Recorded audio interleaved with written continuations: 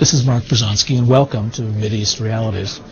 We're at the Adath Israel Synagogue in Washington, D.C., and we're listening to Moshe Arens. Moshe Arens is one of Israel's leading politicians. He's been the defense minister, the foreign minister, the ambassador to the United States, and he represents the Likud party. One of the myths, of course, is that the Likud party and the Labor Party are two very different parties with very different principles and outlooks. The reality of the situation is that the current Prime Minister and the current Foreign Minister of Israel, Yitzhak Rabin and Shimon Peres, have in fact served in Likud governments, with Rabin in fact being the break-their-bones defense minister for Yitzhak Shamir, the last Likud Prime Minister. Anyway, we've been listening to Moshe Arens give his talk. He'll be concluding his talk in the next few minutes, and then he'll be taking questions from a panel of journalists, friendly journalists, and a panel and some questions from the audience. Let's listen in. Indeed, Moshe Arens will surely be trying very hard tonight to mask the realities of today's Middle East. So I'll occasionally try to interject a few correctives of my own as we go. His defeat. Today we are not far from a second round of elections. Elections in Israel and the United States are usually not always held just about at the same time in November, in a year that is divisible by 4. Our elections are now scheduled to be held in November 1996, just as the became elections in the United States. And at least by looking at the polls, today it looks like the Labour victory in 1992 might have been almost accidental in nature. Polls in Israel today indicate that the Likud would gain a sizable majority or gain significantly more votes than the Labour Party would. It is important to point out that the platform on which Rabin was elected, while it's very narrow margin, he has a 1-vote margin in a 120-member parliament. The platform that he was elected on is totally dissimilar from the policy that he's pursuing.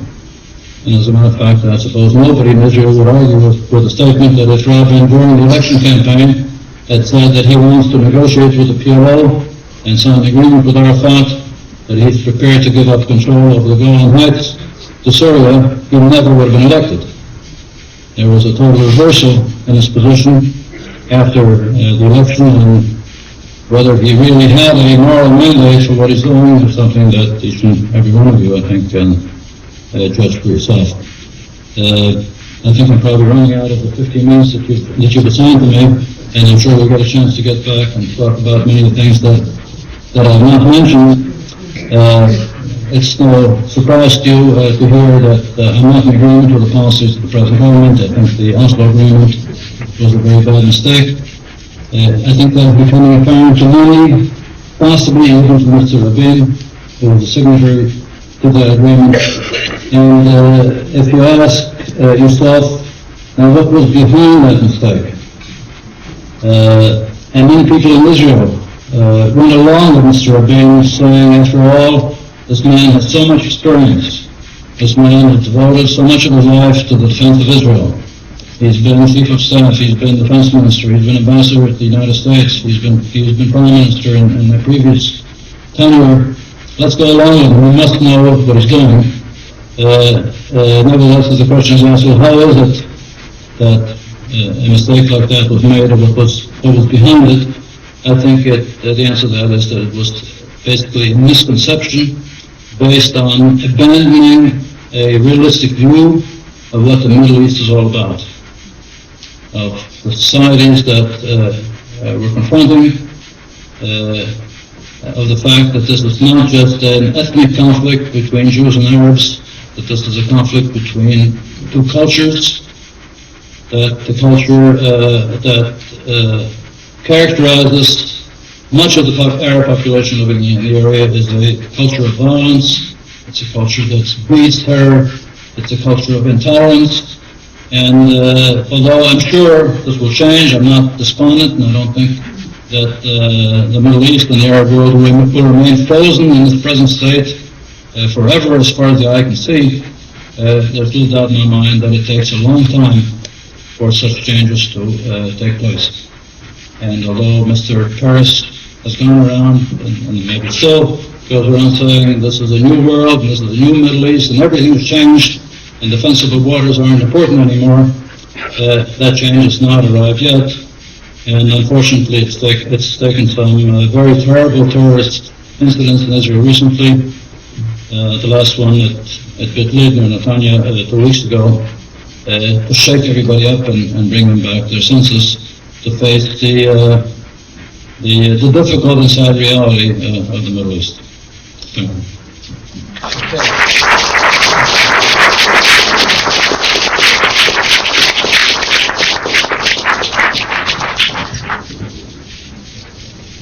Thanks very, very much, Ambassador Arens.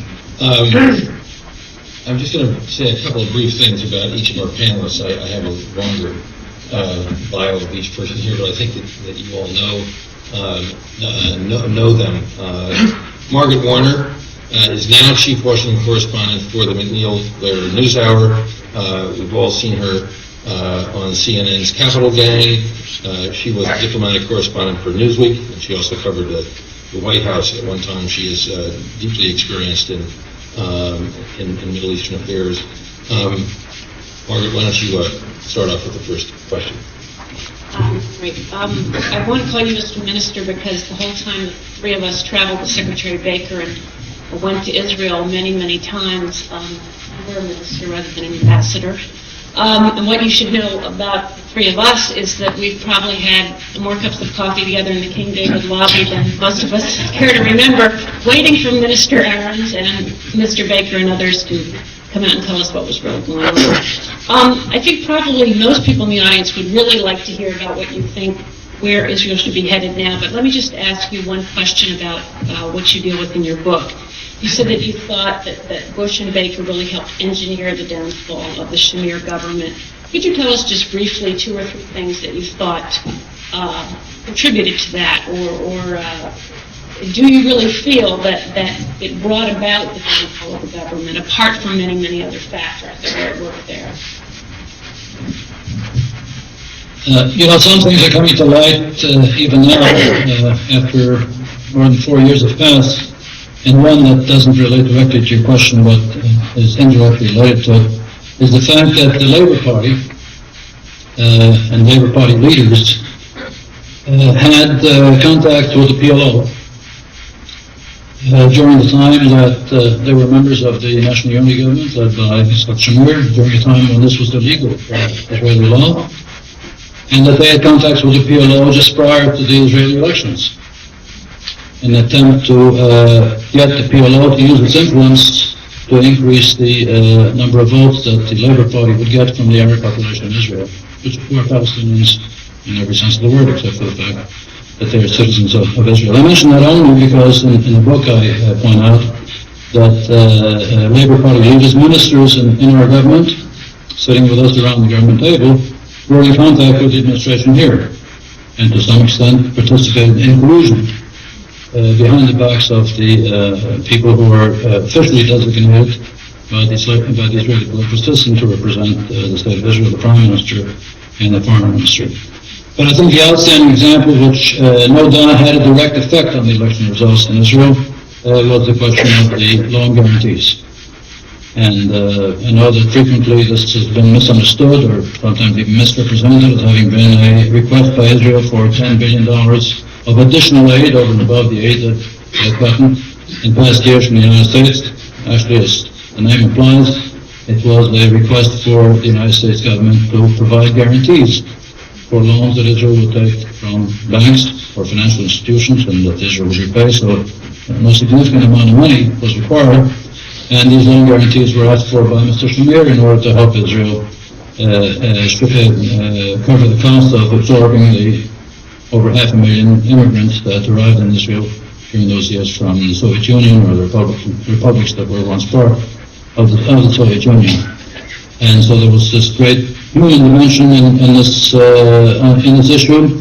And Mr. Shamir made, in my view, a tactful mistake in that he explained to the people of Israel that these loan guarantees were absolutely essential for Israel's future, absolutely essential for Israel to be able to absorb the immigrants that were so badly needed and who needed Israel as a haven, that were coming to Israel. Now, the Bush administration, President Bush, made it perfectly clear that if there was one man in Israel who would never get these guarantees, it was Mr. Shamir. And this was just on the eve of the elections, and there's no doubt that the signal that was sent that the Labour Party would get these guarantees, but he could or not, had a significant effect on the election outcome. But if I could just follow up, my recollection was that what the Bush administration wanted was absolute guarantees that loan guarantees wouldn't be used to settle any immigrants or current Israelis in the territories. And I guess my question is, do you think in the midst of this whole Madrid process, which is when this all took place, the United States could have permitted its backed loans to be used for that purpose and still been regarded by the Arab party as an impartial negotiator, as I said, whatever the phrase was, negotiator in good faith? Well, the administration, Secretary Baker personally was given ironclad assurances in my presence by the Prime Minister that these loans, guaranteed by the U.S. government, would not be used to fund settlement efforts in Judea, Samaria, or Jerusalem. And Mr. Bush made a point of the fact that he opposed any building in the eastern part of Jerusalem as well. It wasn't just a question of Judea and Samaria. And the response we got from Secretary Baker was, he said, money is fungible. I think this was the first time that Mr. Shamir learned what the meaning of the word fungible was.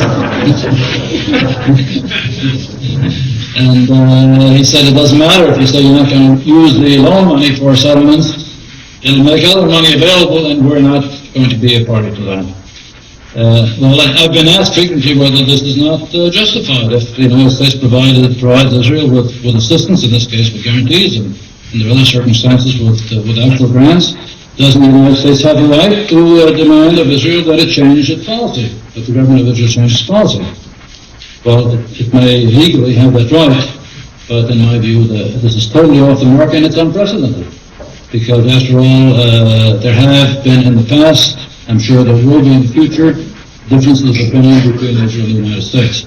Differences of opinion between the United States and other democratic countries, the United States and France, the United States and Britain. But I think that it has not been done, and it should not be done, in terms of the interests of the United States, of the country involved, of the relationship between these countries, that assistance that is given be utilized as a lever in order to force a democratically elected government to change its policies. The Reagan administration was never crazy about settlements in Judea and Samaria. But it never used that issue as a lever or as a hammer to beat Israel over the head and to try to force its government to change its policy.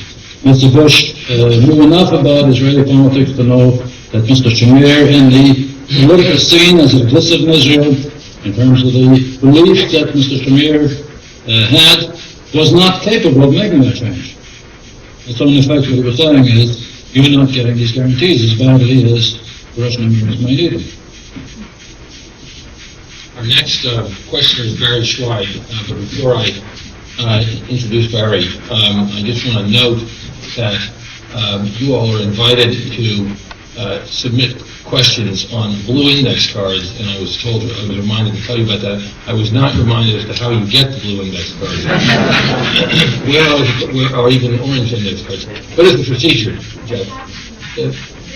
If someone wants to ask a question, raise your hand.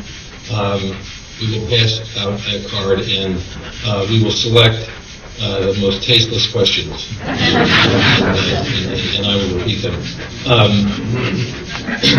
Barry Schweig is now Senior Diplomatic Correspondent for the Associated Press. He's only held that position for 21 years.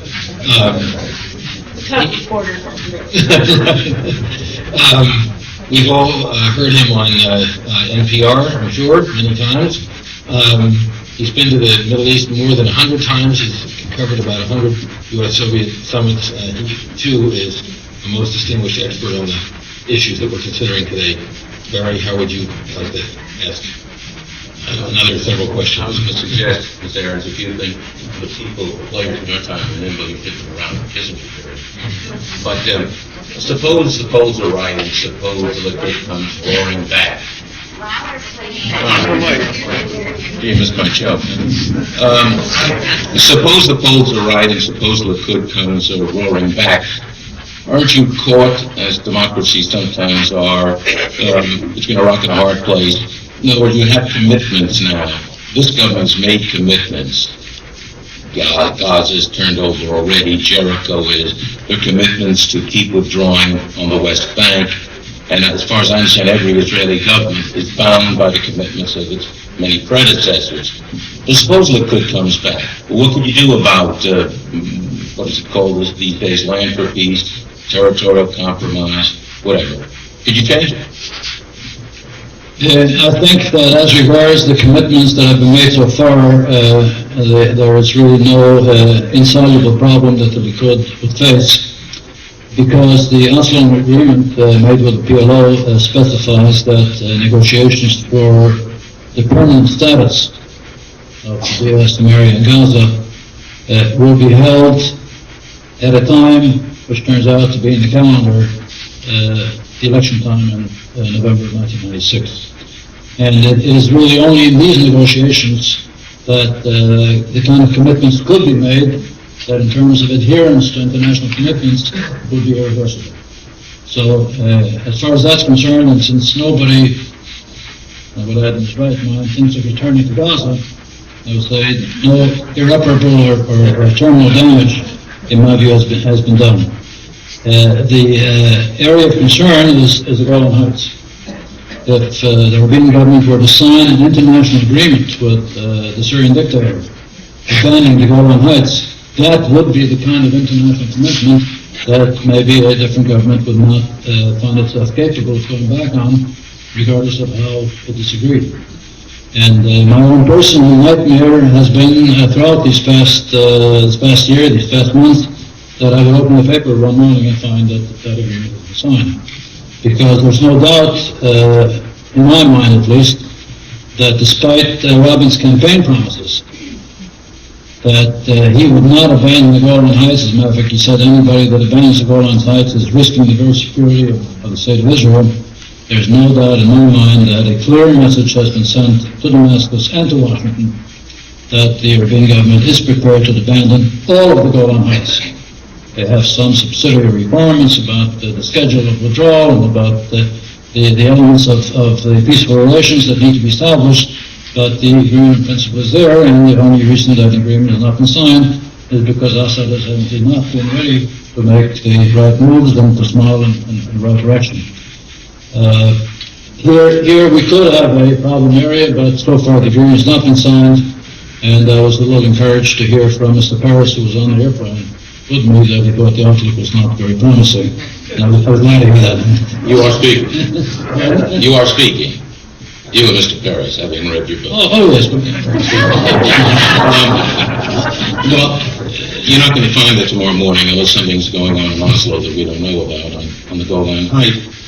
But the die is cast, isn't it, on the Palestinians? I mean, your and Mr. Shamir's hopes to find a new Palestinian leadership, some alternative to the PLO. The PLO was on the ropes, but indeed this government revived the PLO, revived Yasser Arafat. There's no turning back from that, is there?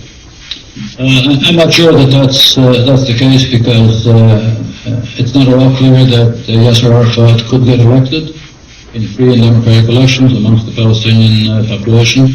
He's certainly facing a great deal of opposition from many directions, by the way, not only from the Muslim fundamentalists, but also from many Palestinian intellectuals who have assimilated, maybe some superficially, the norms that govern Israeli society, who have seen the democratic system at work, who have seen the free press, who have seen respect for civil liberties, and they don't like what they see when they look at Arafat's leadership. I don't think Arafat is very eager to hold elections. As a matter of fact, I understand that whatever elections in quotation marks are being discussed are not going to be elections for his position. He considers that already assured. He doesn't feel that he needs a mandate from the people. But my own prognosis is that he is not a permanent fixture out there as the leader of the Palestinian population. What will come instead? I don't know. My thesis has always been and continues to be that we must negotiate with people who have a mandate from the Palestinian population. And when somebody says to me, well, whoever will be elected in true elections, maybe even worse than Arafat, maybe Hamas, maybe Muslim fundamentalists, I say, so be it. If it turns out that the majority of the population does not want peace with Israel, then we're not going to solve anything by signing an agreement with somebody who doesn't represent that majority. Nothing will come of it anyway. Thank you. Our final panelist, and we have more than three questions, of course, is John Goshko. John has been a reporter for the Post for more years than needs to be related. He spent 11 of those years as a foreign correspondent, and he headed the Post's first bureau in Washington in the 1970s. He was the Post diplomatic reporter for 18 years, covering the work of the Secretary of State and other foreign policy figures and issues. He has focused principally on the Arab-Israel conflict in his work as a correspondent in the Middle East. I'm sure he has many questions also. Mr. Minister or Mr. Arens, I'd like to pursue a point where you left off with your last answer. Assume arguendo is a way to say that we have an election in Israel and the Likud return to power. Now, what would, you said in part that your response or the big government would be to negotiate with the people who are represented through elections that they are. But what would be the Likud's position in dealing with them?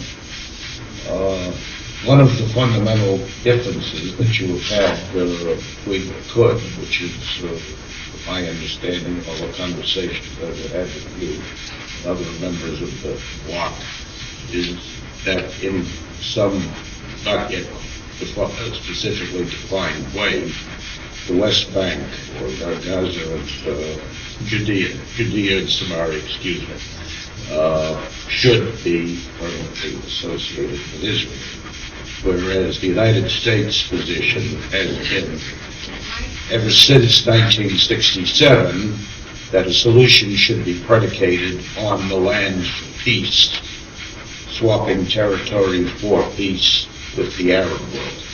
How would you, this time around, how would the Likud attempt to bridge the gulf between U.S. policy and its basic position? Well, the question, as far as we're concerned, is really not one of bridging the gulf between U.S. policy and our policy, but one of addressing in an effective manner the problem that we in Israel face.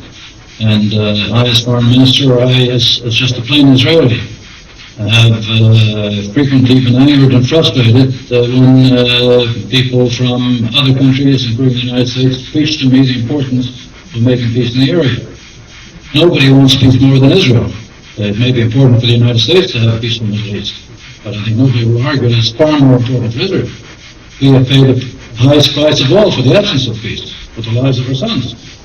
And if peace has not been achieved in the 46 years of Israel, 48 years of Israel's existence, it's not been for lack of trying. It's been because of Arab aggression. And we continue to try, and I think we're making progress, and we'll continue to make progress. But that's really the problem which we face. It's one that I think needs to be looked at, and justifiably so, in terms of our perspective, and not in terms of what other people are urging us to do. Now, as regards the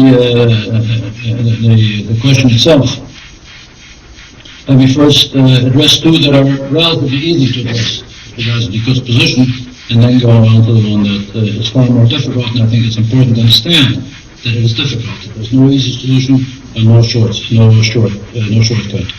As regards the Golan Heights, I think I've already stated my position. I think it would be utter folly on the part of Israel to give up control of this so important strategic position that overlooks the northern part of Israel.